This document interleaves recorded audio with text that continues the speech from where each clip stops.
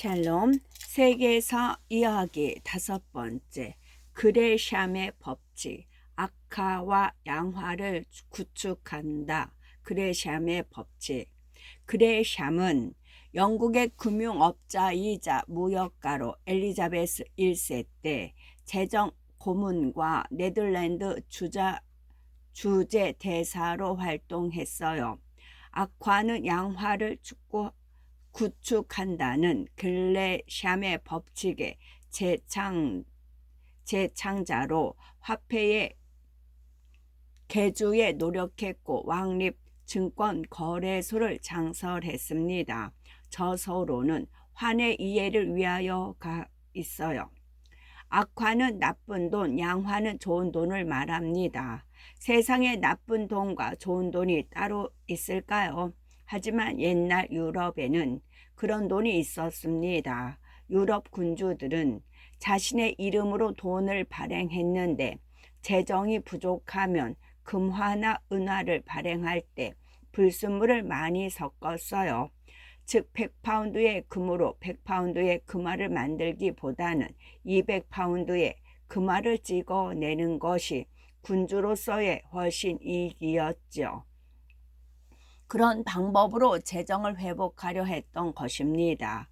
영국의 금융업자 그레샴은 1559년에 여왕 엘리자베스 1세에게 의견서를 올리며 악화는 양화를 구축한다라는 표현을 사용했어요. 나쁜 돈이 좋은 돈을 쫓아내니 악화를 없애라는 의미였지요. 실제 한 나라 안에 좋은 돈과 나쁜 돈이 동시에 통용되면 좋은 돈은 시장에서 자취를 감추고 나쁜 돈만 통용됩니다. 이것은 금융이론산의 원칙인데 이것을 흔히 그레샴의 법칙이라고 합니다. 여기서 그레샴의 법칙을 살펴보면 다음과 같습니다. 두 가지 종류의 100원짜리 은화와 함께 통용되고 있다면 그 은화의 가치는 똑같은 100원이지요. 하지만 한쪽의 은화가 다른 은화보다 은의 함유량이 많다면 실질적인 가치는 다릅니다. 은의 함유량이 많은 은화가 가치가 높아 양화이고 은의 함유량이 적은 돈이 악화라고 할 수 있어요. 그런데 이런 양화와 악화가 사회에서 함께 통용되면 사람들은 양화는 비축해 놓고 악화를 사용하게 된다는 것입니다. 결국에는 악화만이 유통되고 양화는 녹여서 다른 용도로 사용되거나 없어지게 되지요. 그레샴은 영국의 무역상이자 왕실의 재무관으로 종사했어요. 엘리자베스 1세는 그의 의견에 따라 화폐를 다시 만들고 런던의 왕립 외환 거래소 설립에 힘을 썼습니다. 이처럼 그레샴의 외환 이론은 당시의 상업과 정치에 지대한 영향을 끼쳤죠. 그레샴의 법칙의 적용은 그레샴 법칙은 1858년 HD 마르크도에 의해 명명된 이론으로 경제이론과 실무의 중요한 법칙입니다. 그런데 과연 어떻게 적용될 수 있을까요? 예를 들면 수출을 할 때 대금을 달러나 화폐가 아니라 금으로 바꾸자 한다면 그레샴의 법칙을 적용한 것이라고 할 수 있습니다. 챙 없는 녹색 모자, 파산한 사람이 쓰는 디롤 모자. 옛날 유럽에서는 파산하면 챙 없는 녹색 모자를 썼어요. 알프스의 티를 사람들이 즐겨 써서 티롤 모자라고 불립니다. 이런 모자를 씌운 건 파산자가 몰래 재산을 빼돌리지 못하도록 하기 위한 것이었다고 해요. 옛날 유럽에서는 파산하면 챙이 없는 녹색 모자를 써야 했습니다. 이 모자는 둥근 꽃갈 모양으로 알프스 산에 사는 티롤 사람들이 즐겨 쓰고 다녀서 보통 피롤 모자라고 했어요. 이러한 풍습은 자신에게 남에게 재산상의 손해를 입힌 파산자가 몰래 재산을 빼돌리지 못하게 하기 위해 생긴 것입니다.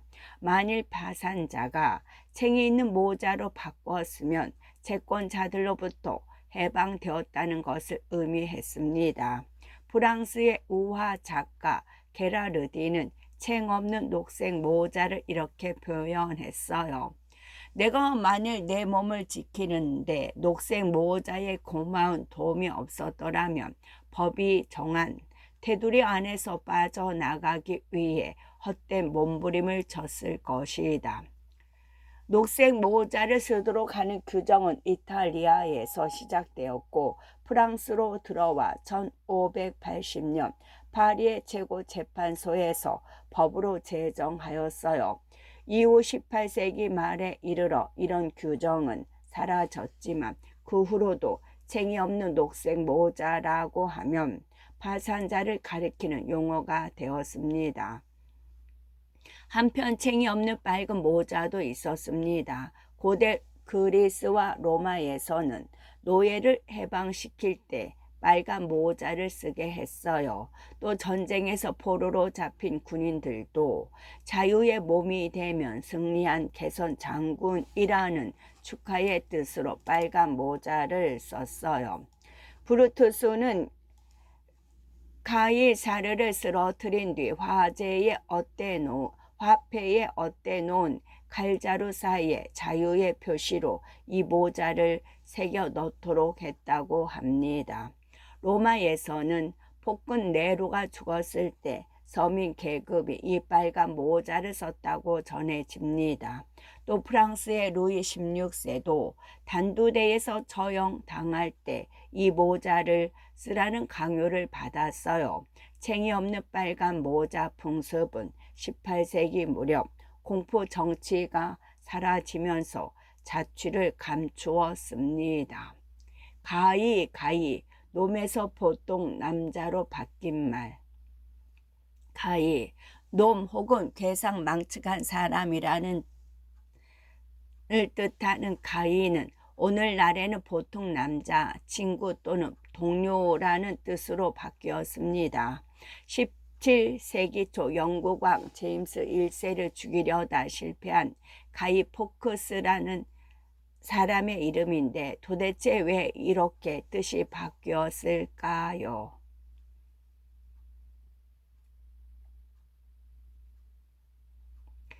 터프가이나 쿨가이 등과 같은 말을 들어보셨나요? 여기에서 가이는 남자, 친구 혹은 동료를 뜻하는 말입니다. 하지만 예전에는 몸이 괴상망측하게 생긴 사람 또는 간단히 놈을 뜻하는 말이었어요. 그런데 왜 이렇게 의미가 바뀌었을까요? 가이라는 말은 영국의 가이 포크스라는 사람의 이름에서 유래됐어요. 가이 포크스는 1570에서 1606년 당시 국왕 제임스 1세는 가톨릭 교도들을 단합하고 있었는데 가이 포크스와 동료들은 상원의회 지하실에 많은 화약을 장치하여 11월 5일 개원 일자에 터뜨려 국왕을 비롯한 의회 의원들을 몰살시키려고 했습니다. 그러나 이 음모는 10월 26일 밤 본틸그 남작에게 배달된 익명의 편지 때문에 발각되고 말았어요. 편지에는 의회 개원일에 절대 참석하지 말라는 내용이 적혀 있었고 몬티글 남작은 이 사실을 국무 대신 로버트 세실에게 알렸습니다. 결국 수사를 벌인 결과 상원의회 지하실에 설치된 화약을 발견했지요.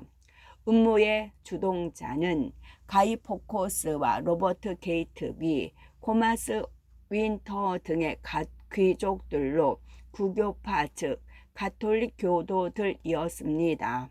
그들은 음모가 성공하는 즉시 찰스 왕자를 납치하여 반란을 일으킬 계획이었지만 음모가 사전에 발각되어 전원이 체포되어 옥사하거나 사형을 당했어요. 이것을 계기로 제임스 1세는 가톨릭 교도들을 더욱더 단합을 했습니다.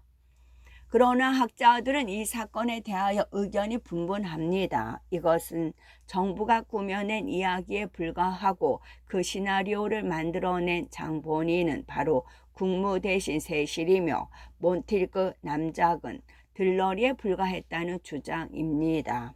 폭파 음모가 발각된 뒤 영국 왕정은 선전포고를 하고 11월 5일을 감사일로 정했어요. 이 기념일은 음모를 주도했던 가이 포커스의 이름을 붙여 가이 포커스 데이라고 불리게 되었어요.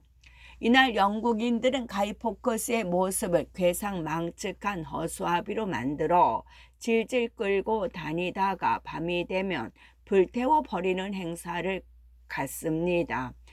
또 짙은 콧수염이 그려진 가이 포커스 가면을 쓰고 불꽃놀이를 하며 축제를 즐기지요. 사람들은 압제 권력에 단호히 대항했던 음모자들의 저항 정신에 박수를 보내면서 한편으로는 자신들의 억눌린 감정을 표출시키고 있는 것인지도 모릅니다.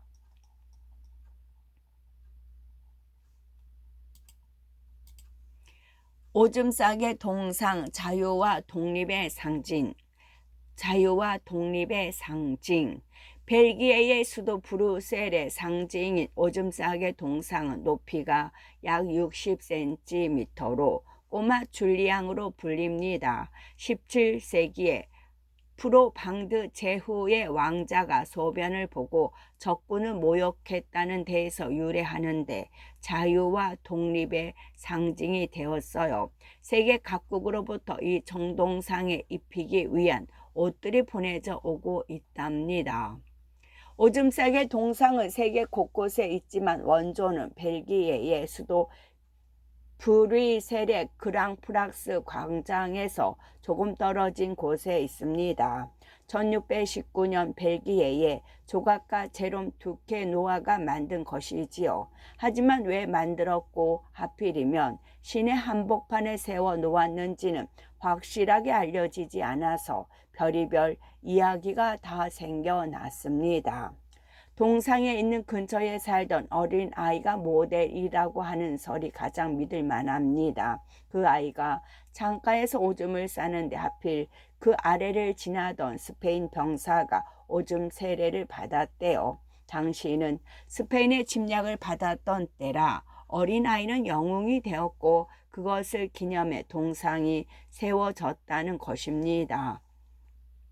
스페인의 공격으로 시가지가 불타고 있을 때 한 아이가 적군과 아군이 싸우고 있는 한가운데를 뚫고 걸어와 불길을 향해 오줌을 누웠다는 설도 있죠. 이와는 전혀 다른 이야기도 있어요. 어느 시의회 의원이 어린 아들을 잃어버리고 말았어요. 온 시내를 헤매도 아들을 찾지 못하자 아버지는 사람들에게 이렇게 약속했어요. 만일 아들을 찾게 된다면 발견된 순간의 모습 그대로를 동상으로 만들어 브뤼셀에 기증하겠소. 그러다 아들이 발견되었고 그때의 포즈가 바로 지금의 모습이었다는 겁니다. 이 오줌 싸개 동상이 사라진 적도 있습니다. 18세기 중엽 오스트리아 계승 전쟁 때 영국과 네덜란드가 브뤼셀 근처에서 싸웠는데 이 싸움에서 승리한 영국군이 오줌 싸개 동상을 약탈했습니다. 그러나 이를 놓고 영국군과 프랑스군이 다시 치열한 싸움을 벌여 프랑스군이 동상을 가져갔어요. 하지만 루이 15세는 이것을 들고 루이 15세는 1710에서 1774년 이것을 들고 온 병사에게 브뤼셀의 역사적 미술품을 훔쳐왔다고 호되게 나무랐어요. 루이 15세는 정동상을 다시 브뤼셀에 돌려주면서 정중히 사과했고 사과의 뜻으로 발가벗은 정동상을 위해 아주 귀한 비단옷을 선물했어요.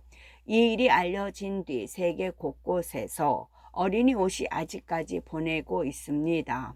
더욱 재미있는 일은 2차 세계대전이 거의 끝나갈 무렵에 벌어졌습니다. 전쟁 중 줄곧 독일군에 점령되어 있던 브뤼셀은 연합군이 진군에 오며 해방을 맞았고 때마침 미군 해군 기념일이 되자 미군은 해방 기념으로 오줌 싸개에게 작은 수영복을 선물했어요. 이런 연유로 이 작은 동상은 역사의 흐름 속에서 자유와 독립의 상징이 되었습니다. 집시, 유랑하는 보헤미안, 집시는 코카서스 인종에 속하는 소수의 유랑 민족이에요. 인도에서 발상하여 일정한 거주지가 없이 항상 이동하면서 생활합니다. 자신들은 스스로를 로마니라고 하였는데 영국에서는 이들을 이집트에서 온 줄 알고 집시라고 불렀어요. 비록 떠돌이 소수 민족이지만 춤과 음악에는 큰 족적을 남겼답니다. 정처 없이 떠돌아 다니며 방랑 생활을 하는 사람을 집시라고 하는데 본래 집시는 코카서스 인종에 속하는 소수의 유랑 민족을 이르는 말입니다. 인도계의 피를 이어받았다고 하며 피부색은 까무잡잡한 것이 특징이지요. 또 눈동자와 머리카락은 모두 까맣고 이가 고른 것도 다른 민족과 구별됩니다. 그들은 처음에 인도에서 살다가 점차 서쪽으로 이주했고 소아시아를 거쳐 발칸 반도로 들어가 유럽 각지에 흩어져 살게 되었어요. 그런데 이 집시라는 말은 사실 이집트 사람을 뜻합니다. 16세기에 유랑인들이 영국에 나타났을 때 이집트인으로 잘못 알려지는 바람에 집시라고 했다는 것이죠. 유랑인들은 자기들 스스로를 로마니라고 부르지요. 프랑스에서는 집시를 보헤미안이라고 부르는데 이것은 집시가 보헤미아 근처에서 왔을 것이라고 생각했기 때문입니다. 보헤미안은 현재 체코의 서쪽 지역을 말해요. 보헤미안이라고 하면 자유분방한 생활을 하는 사람을 뜻하는데 이는 집시에서 유래된 것일 뿐 실제 보헤미아와는 상관이 없습니다. 참고로 독일에서는 집시를 지고이네르, 스페인에서는 하타노라고 부릅니다.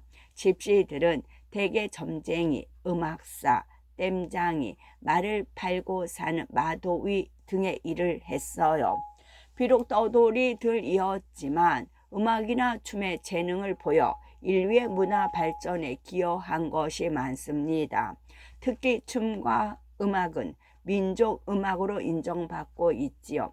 집시의 후예인 스페인의 사라사테는 전 19세기 최고의 바이올리니스트로 지고이네르 바이젠을 남겼지요. 집시의 노래, 헝가리의 작곡가 리스트의 헝가리 강시고 독일의 작곡가 브람스의 헝가리 무곡 등에는 집시의 선율이 생생하게 살아있고 오페라의 거장인 프랑스의 비제가 지은 가극 카르멘은 집시의 생활을 다룬 음악입니다.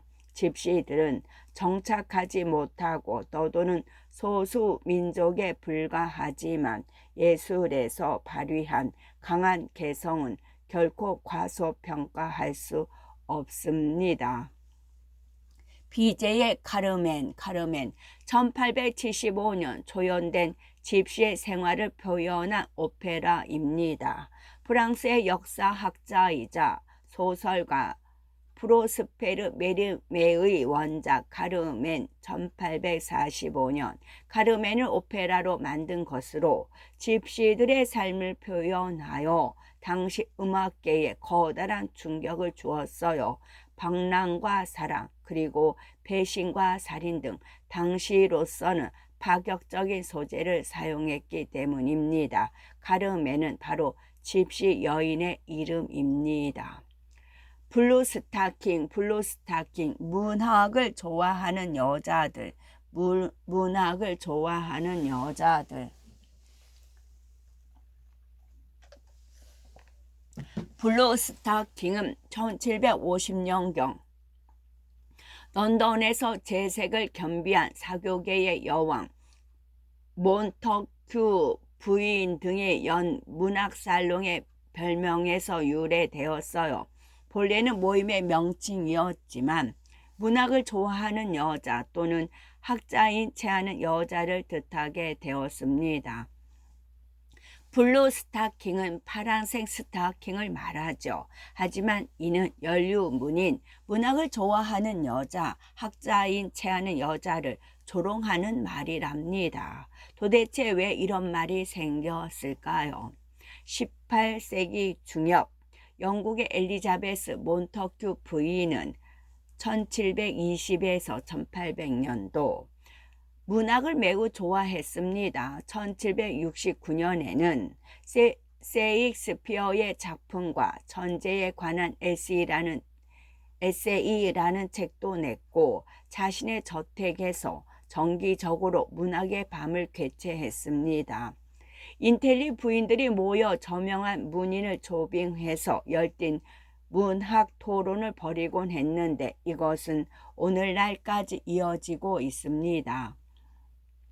이 모임에 자주 나오는 사람 중 벤자민 스틸링 프리트라는 남자가 있었는데 그는 화려한 언변으로 사람들의 인기를 독차지했어요. 하지만 그는 천박하다는 인상을 주었습니다. 신사라면 까만 양말을 신는 것이 예의였지만 하늘색 털 양말을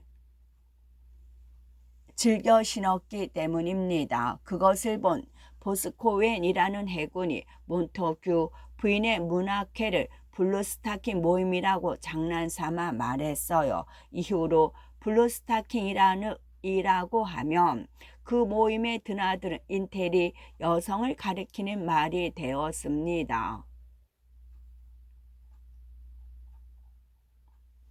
모임은 다른 곳에서도 열렸지만 몬터큐 부인의 모임에는 따라올 수 없었어요. 그녀의 저택에는 당시 평론가이자 혼자서 영어 사전을 완성시켜 이름을 남긴 셰뮤얼 존슨을 비롯해서 왕립 미술원의 초대 원장이자 초상화 화가인 조슈아 레일 롤즈, 유명한 정치가이자 문필가인 에드먼드 버크 같은 사람들도 드나들었어요. 그래서 그녀를 흔히 블루스타킹의 여왕이라고 부르기도 했습니다. 존슨은 몬터큐 부인을 가리켜 문학상의 지식에 관해서는 영국뿐 아니라 세계에서 제일 가는 여성이라며 칭찬을 아끼지 않았지요. 그녀는 자신의 저택에 중국의 방, 퀴빅의 방, 깃털의 방 등으로 불리는 공간을 꾸며놓고 지적 사교계의 여왕으로 행세했습니다. 블루스타킹은 비록 문학에 심취한 여성을 조롱하는 말이었지만 블루스타킹의 활발한 모임 이후 영국에서는 여성의 지위가 향상되었다고 합니다.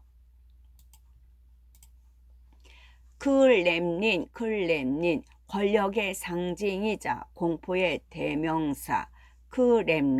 크렘린은 중세 러시아의 성체로 오랫동안 러시아 황제가 머무는 성이었어요. 그러나 18세기 상트피테르부르크에 겨울 궁전이 세워지면서 기능을 잃고 1918년 이후 소련 정부의 본거지가 되었어요. 소련 시절의 크렘린은 권력의 상징이자 공포의 대상이었답니다.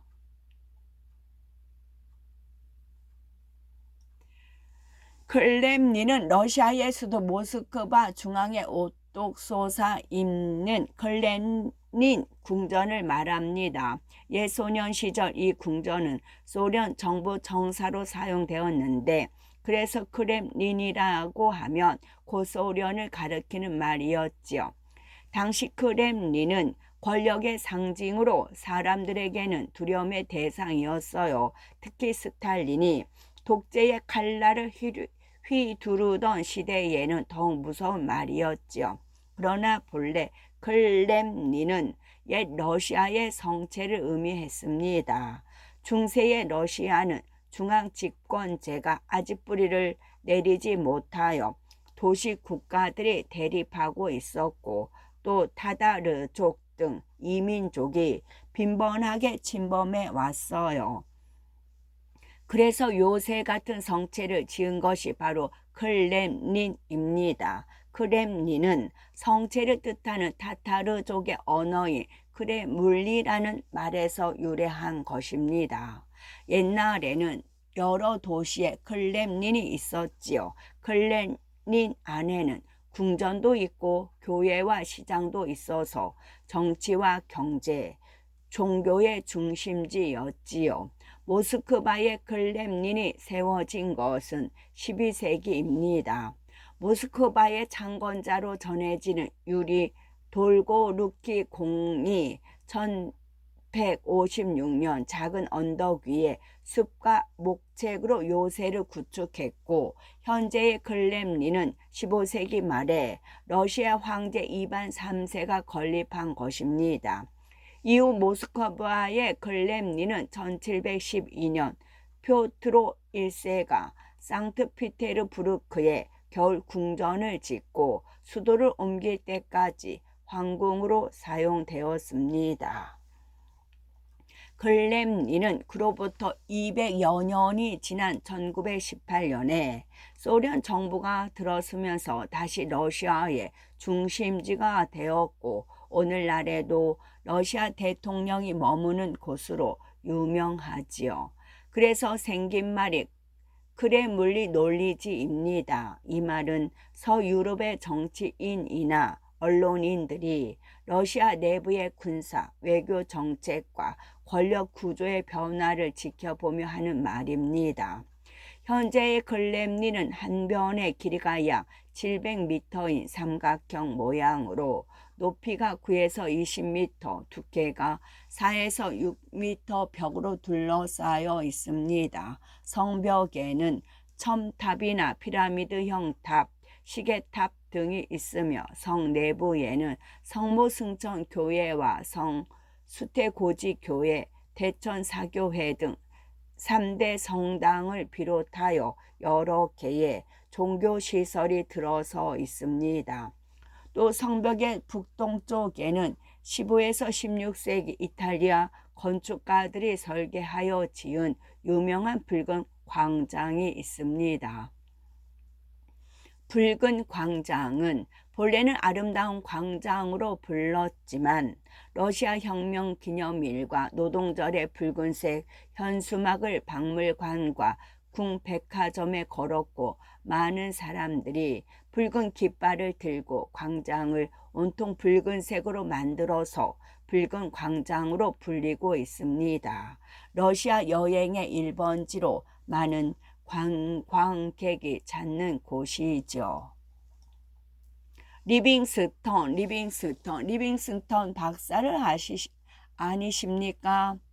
영국과 미국에서는 의외의 사람을 만나거나 오랫동안 찾고 있던 사람을 만났을 때 리빙스턴 박사가 아니십니까? 라고 묻습니다. 반갑다는 뜻인데 이 말은 19세기 아프리카를 탐험하며 빅토리아 폭포와 잠베지 강을 발견한 영국의 선교사 리빙스턴 박사에게서 유래합니다.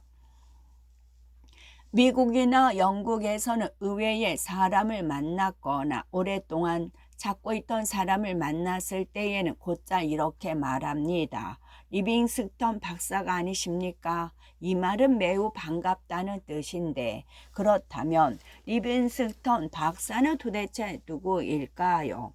리빙스턴 박사는 영국의 탐험가이자 선교사로 아프리카를 여행하면서 열심히 선교 활동을 한 인물입니다. 다른 사람들은 대부분 돈을 벌려고 아프리카 오지로 들어가는 데 비해 리빙스턴은 오로지 선교를 위해서 아프리카를 탐험했어요. 리빙스턴은 1813년 스코틀랜드에서 태어나 독학으로 초등학교를 마친 후 글래스고 대학에서 고학으로 의학과 신학을 공부했어요. 1841년에는 런던 교회의 의료 전도사가 되어 포교를 위해 아프리카 서남부의 부시먼 랜드로 떠났습니다. 그는 그곳에서 아프리카인들과 생활하며 오지 탐험에 나섰어요. 칼라하리 사막을 건너 잠베지 강 상류를 탐험하던 리빙스턴은 1855년 빅토리아 폭포를 발견하고 이듬해 귀국해서 남아프리카 전도 여행기를 썼습니다. 그리고 1858년부터 다시 5년간 탐험에 나섰는데 이 시기의 탐험기는 뒷날 잠베이지 강과 그 지류 탐험기로 발표되었어요.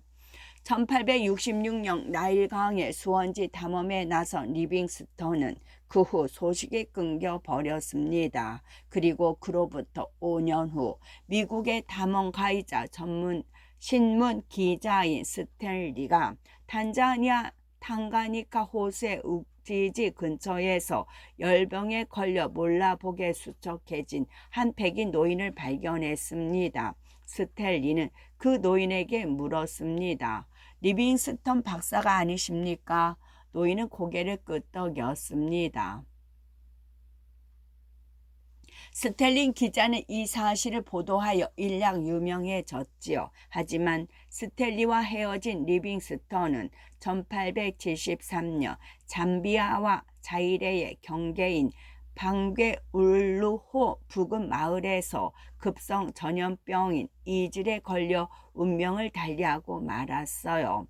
리빙스턴은 아프리카 대륙과 교류를 가진 유럽인들 중에서 가장 인도적이고 양심적인 사람이었습니다. 그는 백인 우월 의식을 과감히 떨쳐버리고 선교 활동을 하면서 노예제 폐지를 주장하기도 했지요. 영국 정부는 그간 리빙스턴이 해온 보교와 탐험에 끼친 공로를 인정해 그의 유해를 웨스트민스터 사원에 안치했어요. 빅토리아 폭포의 동쪽 자일의 남단에는 리빙스턴이라 이름 붙여진 도시가 있고 박물관에는 그의 유품들이 전시되어 있습니다. 3장 종교와 예술로 본 세계사 이야기. 종교와 예술로 본 세계사 이야기. 모세의 형 아론, 모세의 형 아론, 아론의 지팡이. 성경에는 아론의 지팡이 이야기가 나옵니다. 모세가 이스라엘 백성을 이끌고 이집트에서 가나안으로 떠날 때 이집트 왕 바로 앞에서 이적을 보여준 지팡이예요. 이 지팡이는 또 대제사장의 직무를 수행하는데 합법성을 입증했다는 의미도 있어요. 성경에는 여러 가지 기적이 나옵니다. 아론의 지팡이 이야기도 그중 하나예요. 모세는 이스라엘 백성을 이끌고 이집트 땅에서 가나안으로 떠나려 했지만 쉬운 일이 아니었어요. 60만 명이나 되는 이스라엘 백성들 대부분은 이집트의 노예였기 때문입니다. 그들이 모두 이집트를 빠져나가면 이집트는 막대한 손실을 입게 되므로 이집트 왕 바로가 이를 허락하지 않았지요. 그러자 모세는 이 사실을 여호와께 아뢰었어요. 여호와는 바로를 꼼짝 못하게 해놓는 수밖에 없다 생각하고 모세의 형인 아론에게 지팡이를 사용하게 했어요. 여호와는 아론의 지팡이를 바로 왕 앞에 던지면 뱀이 될 거라고 알려주었고 아론이 지팡이를 던지자 지팡이는 정말 뱀으로 변했어요. 그걸 본 바로 왕의 마술사도 그의 지팡이를 던졌더니 그것도 뱀이 되었어요. 하지만 아론의 뱀은 그 뱀을 재빨리 삼켜 버렸습니다. 그러나 바로는 그 정도로 물러서지 않았습니다. 여호와는 다시 강물에 지팡이를 던지면 강물이 피로 변할 거라고 말해 주었고, 아론이 지팡이를 던지자 정말 강물이 피로 변했어요. 호수나 연못의 물도 피로 변하여 물고기들이 죽고 사람들은 마실 물이 없어서 곤욕을 치루었습니다. 그럼에도 바로 왕은 항복하지 않았어요. 아론이 지팡이가 개구리, 벼룩과 모기로 변해 이집트를 덮었고, 아론의 지팡이가 개구리, 벼룩과 모기로 변해 이집트를 뒤덮고, 전염병 때문에 짐승들의 피부에서 구름이 흐르고 냄새가 진동해도 바로는 굴복하지 않았습니다. 또 돌덩어리 같은 우박이 떨어져 가축이 죽고 전 국토를 헤집어도 메뚜기 떼가 농작물을 모두 망쳐 놓아도 마찬가지였어요. 마침내 여호와는 제후의 수단으로 사흘 동안 이집트 전역을 암흑 세계로 만들었어요. 그러자 마침내 바로도 손을 들 수밖에 없었지요. 이에 모세가 총사령관 아론의 부사령관이 되어 이스라엘 백성을 이끌고 대이동을 시작했습니다. 성경 민수기에는 다음과 같은 이야기도 나와요. 여호와가 이스라엘 12가문의 사람들에게 지팡이 하나씩을 갖도록 명령했습니다. 아론의 지팡이도 그 중에 하나였는데 다른 가문의 지팡이와는 달리 싹이 트고 봉오리를 피더니 꽃이 피고 편도 열매가 연그렀어요. 신이 아론에게 준 지팡이는 다른 가문에 내린 것과는 달랐던 것입니다. 사람들이 놀라워하자 여호와는 모세에게 말했어요. 너는 아론의 지팡이를 율법을 넣어둔 상자 앞에 간직했다가 나나 너의 명령을 어기는 자를 경계하여 근신케 하라. 끝내 어기는 사람은 그 지팡이로 인해 죽게 될 것이다. 아론은 그리하여 이스라엘 최초로 제사장이 되었고, 이렇게 기적을 행한 아론의 지팡이는 한편으론 대제사장의 직무를 의미하기도 한답니다. 삼손의 복수, 삼손과 데릴라. 신으로부터 괴력을 받은 삼손은 블레셋의 지배로부터, 블레셋은 고대 팔레스타인 민족 중 하나, 블레셋의 지배로부터 이스라엘 민족을 구합니다. 하지만 데릴라의 유혹에 빠져 힘의 원천인 검은 머리를 잘리고 포로가 됩니다. 마지막에 신에게 기도를 드려 괴력을 회복하고 신전의 돌 기둥을 무너뜨린 적과 함께 제후를 맞습니다.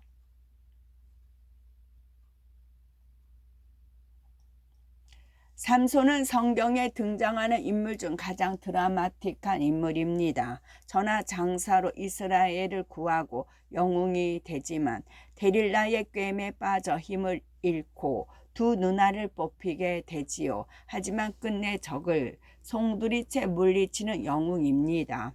삼손은 성장하여 블레셋 여인과 결혼을 하게 되었어요. 당시의 관습대로 삼손은 블레셋 사람에게 수수께끼를 냈습니다.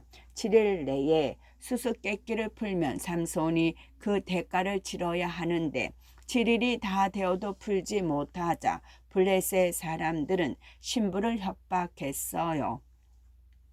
그리고 종족의 협박을 이기지 못한 신부가 정답을 귀뜸해 주자 삼손은 난처해졌습니다. 수수께끼를 푼 대가를 마련하기 위해 삼손이 집을 비운 사이 신부의 아버지는 딸을 잔치에 참석한 다른 젊은이와 결혼시켜 버렸습니다.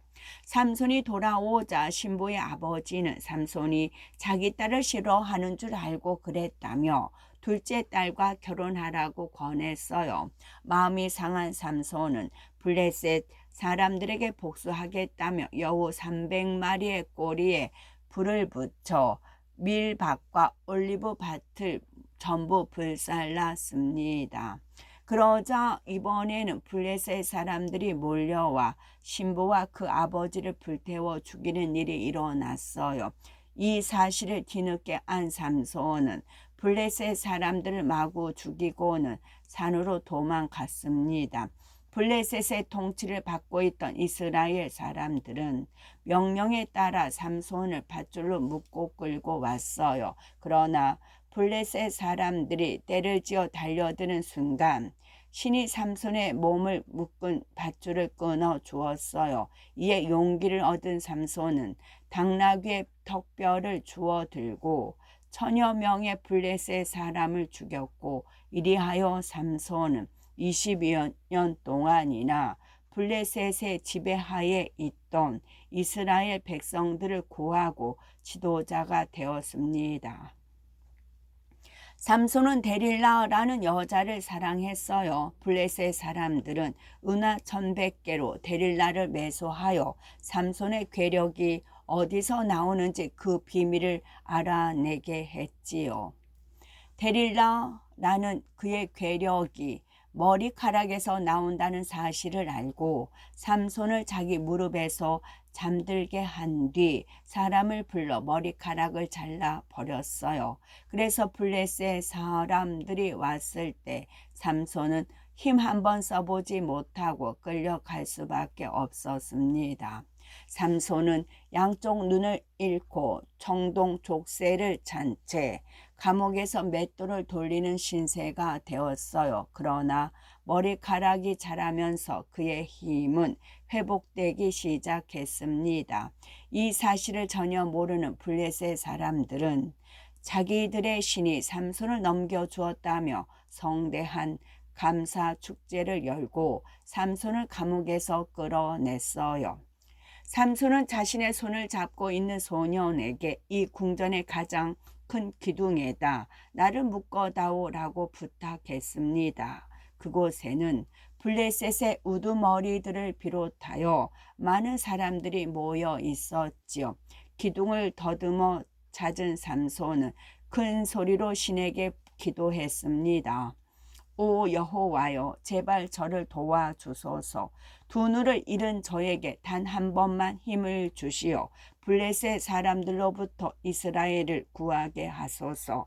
삼손이 힘을 주자 궁전에 거대한 기둥이 쑥 뽑혔어요. 그러자 돌 더미가 무너져 내려 안에 있던 모든 블레셋 사람들을 덮치고 삼손은 복수를 하게 되었답니다.